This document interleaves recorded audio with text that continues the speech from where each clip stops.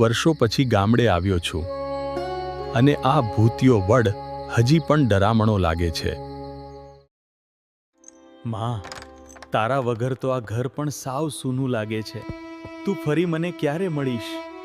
આ બધા ગામના લોકો તો હજી પણ આ વડથી ડરે છે. હાલ હું તો દાદાના ઘરે જાઉં.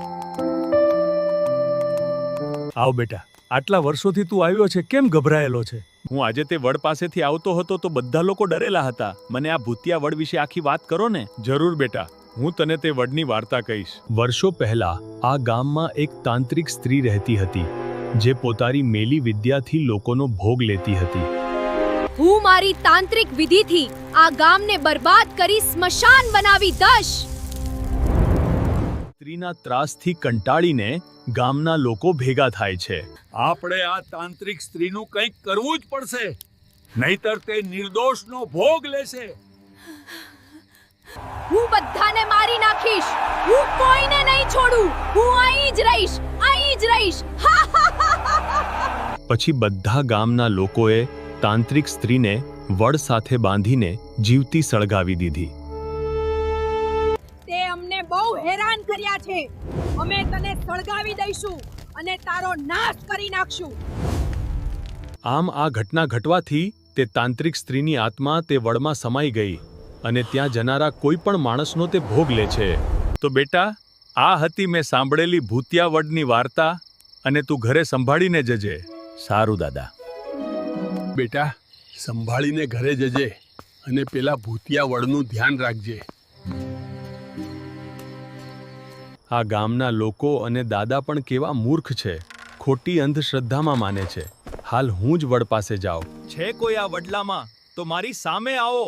ખોટા ગામના લોકો ડરતા હતા.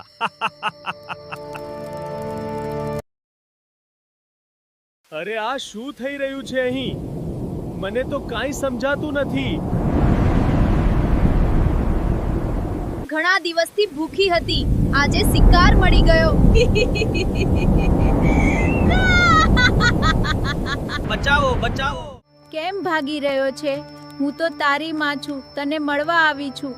પાછો આવ બેટા. અરે આ તો મારી માનો અવાજ છે. તે મને તેની પાસે બોલાવી રહી છે. માં, તારી બહુ યાદ આવતી હતી. તારા ગયા પછી હું સાવ એકલો પડી ગયો છું. હું અહીં જ છું બેટા.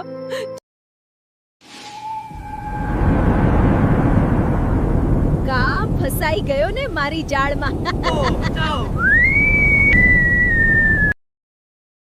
જુઓ, તે ચમકી રહ્યું છે. શું આ કોઈ ચમત્કાર છે? આપણે મોટાઓને બોલાવા જોઈએ. મેં તેને આ ભૂતિયા વટવૃક્ષ પાસેથી કાળજીપૂર્વક જવાનું કહેવાનું હતું, પણ તેણે અહીં આવીને આ ઘટના ઘટવાથી સૌ લોકો દુઃખી થયા અને પોતપોતાના ઘરે ચાલ્યા ગયા. બાળકો, જો તમને આ વાર્તા ગમી હોય તો કૃપા કરીને અમારી ચેનલને લાઈક, શેર અને સબસ્ક્રાઇબ કરો.